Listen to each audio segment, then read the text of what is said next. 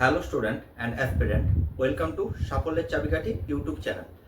আজকে তোমার mission WP constable একটা খুব খুব গুরুত্বপূর্ণ ক্লাস। কারণ হচ্ছে তোমরা যে এইসব কম্পিটিটিভ এক্সাম দেবে তাতে তোমরা নিজেদেরকে কিভাবে এগিয়ে রাখবে। যেমন দেখো, ম্যাথে তোমাদের অ্যারিথমেটিক বা পাটিগণিত থেকে বেশিরভাগ প্রশ্ন আসে, কিন্তু বর্তমানে ম্যাথে অ্যাডভান্স ম্যাথ বলতে যেখানে ধরো অ্যারিথমেটিক বাদ দিয়ে যেগুলো, ধরো বীজগণিত হতে পারে, সেটা পরিমিতি হতে পারে, ত্রিকোণমিতি হতে পারে, জ্যামিতি হতে পারে। বীজগণিতের প্রশ্নগুলো যদিও তুলনামূলক অনেকটা সজা, সিম্পলিফিকেশন এইসব জায়গাতেও তোমরা কিছু কিছু জায়গায় পেয়ে থাকো, ঠিক আছে। এছাড়া যে পরিমিতি, জ্যামিতি, ত্রিকোণমিতি, এখান থেকে কিন্তু টুকটাক প্রশ্ন এসে থাকে। এই প্রশ্নগুলো কিভাবে সলভ করবে, আর আমি যে প্রশ্নগুলো আজকে করাবো সেগুলো কিন্তু প্রিভিয়াস ইয়ার ডাব্লিউপি কনস্টেবলে এসেছে, সেই প্রশ্নগুলোই করাবো। মানে তোমরা বুঝতে পারবে যে এখান থেকে প্রশ্ন আসে কি না আসে। এই প্রশ্নগুলো করলে কি হবে, তোমরা যদি করতে পারো পরীক্ষা হলে, তাহলে অন্যদের থেকে তোমরা আগিয়ে যাবে। তাহলে এই প্রশ্নগুলো চটপট দেখে নাও কিভাবে আমি সলভ করছি, এবং খাতায় মাস্ট নোট ডাউন করো, কারণ এই প্রশ্নগুলো একটু অন্য ধরনের প্রশ্ন। এই প্রশ্নগুলো ভালোভাবে তোমরা দেখো। তাহলে শুরু করছি।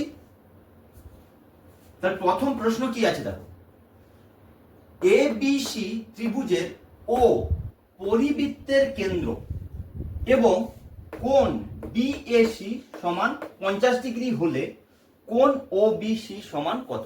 দেখো, এই টাইপের প্রশ্ন তোমার যদি জানা না থাকে তুমি করতে পারবে না, ঠিক আছে, করতে পারবে না।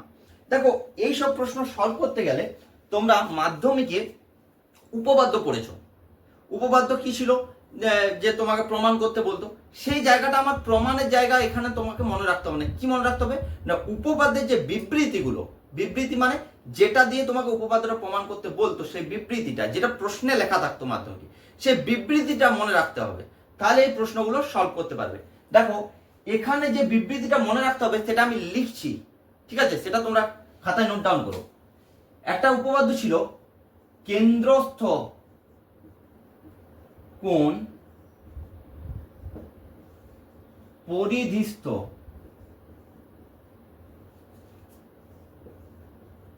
কোণের দ্বিগুণ।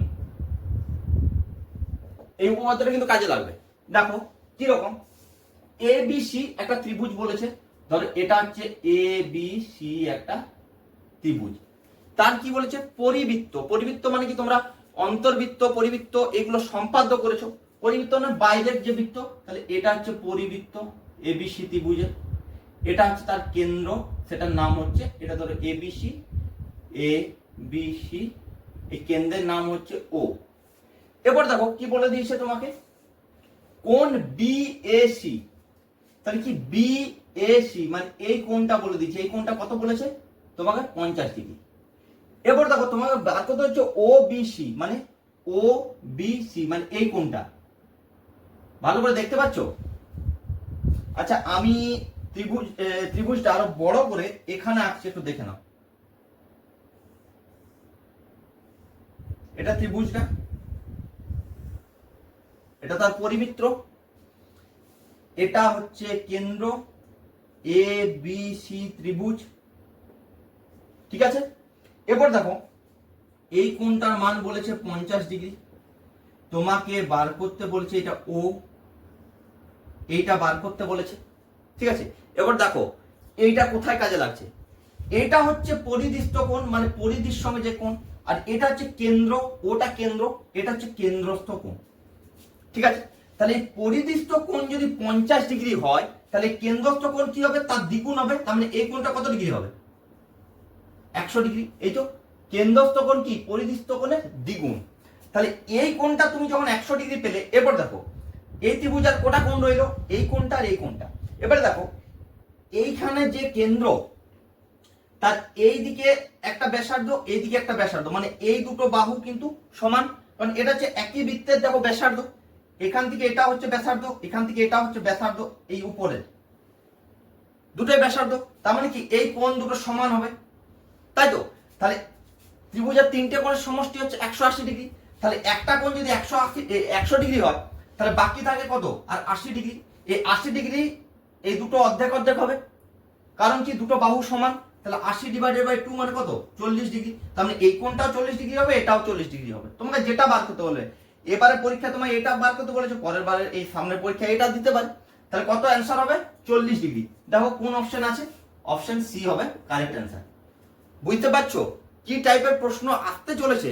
তাহলে দেখো এই সব প্রশ্ন কিন্তু ভালোভাবে যদি বুঝে না করো করতে পারবে না। আমি বুঝিয়ে দিলাম, এরপরে যদি কোনো কোয়েরি থাকে তুমি কমেন্টে জানাও, আমি আবার আলাদাভাবে বুঝিয়ে দেবো যে যে জায়গায় ডাউট লাগছে তোমাদের।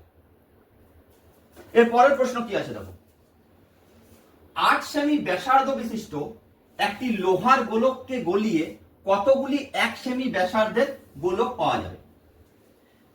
ঠিক আছে, দেখো এটা আমি শর্টকাট ট্রিক্সও বলে দিচ্ছি, সঙ্গে সঙ্গে উত্তর হয়ে যাবে।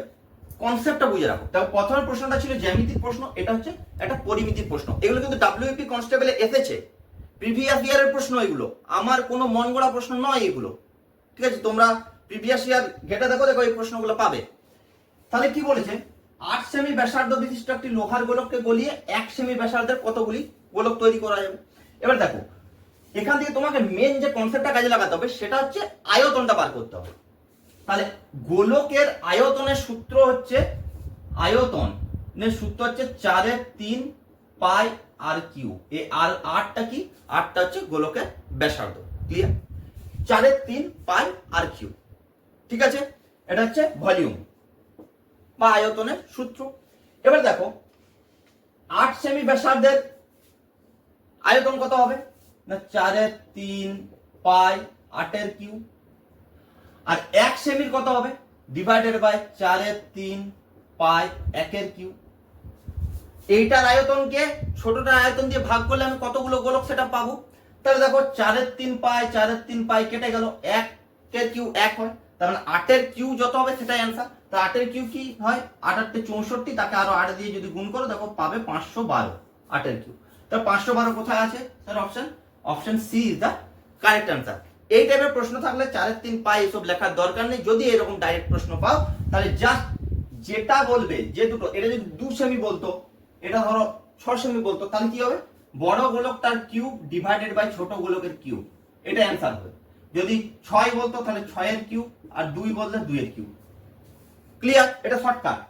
বড় গোলকের ব্যাসার্ধের ঘনফল, ঠিক আছে, আর ছোটর ব্যাসার্ধের কিউব, এই দুটো ভাগ করলে তুমি উত্তরটা পেয়ে যাবে। এটা শর্টকাট। আর কনসেপ্ট হচ্ছে এটা, এখান থেকে এটা এসছে। ক্লিয়ার? নেক্সট প্রশ্ন কি আছে দেখো, দেখো এটাও কিন্তু একটা পরিমিতির প্রশ্ন। কোন ঘনকের প্রতিটি বাহু যদি 10% করে কমানো হয় তবে তার পার্শ্বতল কত শতাংশ কমবে? এর পার্শ্বতলের কনসেপ্টটা তোমাকে জানতে হবে। কি ঘনক বলতে? ধরো লুডোর ছক্কা, তাহলে কি ঘনকের প্রত্যেকটা বাহু সমান? ঠিক আছে, তাহলে ঘনক হচ্ছে একটা 3D স্ট্রাকচার, তার কি আছে? দৈর্ঘ্য, প্রস্থ, উচ্চতা তিনটেই আছে, তিনটেই কিন্তু সমান, তার জন্য ঘনকের বাহু বলা হয়। এর পার্শ্বতল মানে কি? লুডোর ছক্কার যে কোনো একটা দিক হয়, উপরের দিকে ধরো 1 2 3 4 5 6 করে থাকে, ধরো 6 এর দিকটা 6 ছক্কা পড়েছে তোমার উপরে 6, তাহলে সেখানে কি আছে? দৈর্ঘ্য আর প্রস্থ আছে। সেই ঘনকের দৈর্ঘ্য প্রস্থ দুটোই সমান, কারণ কি? সেটা একটা বর্গাকার জিনিস, বর্গক্ষেত্র। তাহলে সেটা হচ্ছে তার পার্শ্বতল। এরকম কতগুলো পার্শ্বতল আছে? মোট ঘনকের 6টা পার্শ্বতল আছে। তাহলে কি বলেছে? পার্শ্বতল কত শতাংশ কমবে?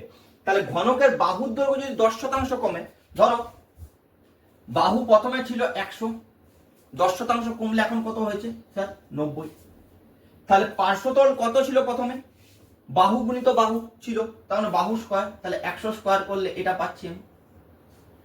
আর এখন কত হচ্ছে? 90 স্কয়ার 9 9 81, দুটো শূন্য, এই দুটোকে আমি যদি বিয়োগ করি তাহলে কত পাচ্ছি স্যার? 9 1 1900। তাহলে 1900 বৃদ্ধি কতর মধ্যে পেয়েছে? এই সরি 1900 হ্রাস কতর মধ্যে পেয়েছে? এতর মধ্যে পেয়েছে। তাহলে এটা যখন তুমি পার্সেন্টেজ করবে তাহলে 1900 ডিভাইডেড বাই এইটা ইন্টু 100, তারপর এই দুটো শূন্য কেটে গেল, এই দুটো শূন্য কেটে গেল, কত পড়ে থাকলো? 19%। উত্তর কি হবে? 19%। ক্লিয়ার? বুঝতে পারা গেছে?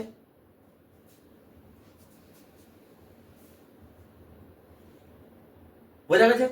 আচ্ছা, এরপরে এই প্রশ্নটা দেখো, এটা দেখো একটা জ্যামিতিক প্রশ্ন। নিচের ত্রিভুজে যদি AC সমান 20 মিটার, AB সমান x মিটার, BC সমান 50 মাইনাস x মিটার হয়, তবে AB সমান কত? ত্রিভুজটা কোনটা? এইটা এরকম দেওয়া ছিল, এটা আমার ইয়ে করা হয়নি, মানে এটা একটা সমকোণী ত্রিভুজ। এই সমকোণী ত্রিভুজের যে উপপাদ্যটা এখানে লাগবে, এটা জ্যামিতির একটা প্রশ্ন, সেটা হচ্ছে পিথাগোরাসের উপপাদ্য। ক্লিয়ার? কি লাগবে? পিথাগোরাসের উপপাদ্য। তাহলে পিথাগোরাসের উপপাদ্য কিভাবে আমি কাজে লাগাবো? এখানে দেখো, পিথাগোরাসের উপপাদ্য কি? লম্ব স্কয়ার প্লাস ভূমি স্কয়ার সমান অতিভুজের স্কয়ার। ঠিক আছে? তাহলে লম্ব ভূমি কোনটা? না এই যে 90 ডিগ্রি, এটা হচ্ছে লম্ব, এটা হচ্ছে ভূমি, এটা হচ্ছে অতিভুজ। তাহলে লম্ব স্কয়ার মানে কি? AC square. ভূমি স্কয়ার মানে কি? BC স্কয়ার সমান অতিভুজ মানে কি? AB square. এবার দেখো, এখানে দেখো AC কত আছে? AC 20 মিটার, তাহলে 20 স্কয়ার। BC কত আছে? 50 মাইনাস x তার হোল স্কয়ার। আর AB কত আছে? x, তাহলে x স্কয়ার। ক্লিয়ার? এবারে 20 20 কত হচ্ছে? 400 স্যার। এটা দেখো a মাইনাস b তার হোল স্কয়ারের সূত্র, তাহলে a স্কয়ার 50 স্কয়ার কি হবে? 2500 মাইনাস 2ab, 2a মানে 50 গুণ 100, b মানে x, তার মানে কি 100x প্লাস b স্কয়ার মানে x স্কয়ার, এইদিকে সমান x স্কয়ার। বুঝতে পারা যাচ্ছে? দেখো এবার এইদিকে x স্কয়ার, এইদিকে x স্কয়ার কেটে গেল। এবার দেখো এই 100x টাকে এইদিকে নিয়ে যাচ্ছি আর এইটা এইদিকে রাখছি, তাহলে কি হচ্ছে? এই জায়গাটা মুছি। তাহলে 100x টাকে এইদিকে নিয়ে যাচ্ছে, এইটা দেখো 2500 আর 400 যোগ করলে কত হচ্ছে? 2900 সমান এই 100x টা এইদিকে নিয়ে গেলে মাইনাসটা এইদিকে প্লাস হয়ে গেল। হয়েছে? দেখো এইদিকে দুটো শূন্য করে কেটে দিলাম, তাহলে x সমান কত হচ্ছে? 29। তাহলে x টাই তো AB, এই যে AB সমান কি দেওয়া ছিল? x, তাহলে AB সমান কত হবে? 29 মিটার। তাহলে অপশন ডি কারেক্ট অ্যান্সার। আর এই আগের প্রশ্নটা দেখবে আমি পার্সেন্টেজের জায়গাতে বা লাভ ক্ষতির জায়গাতে এই প্রশ্ন করিয়েছি।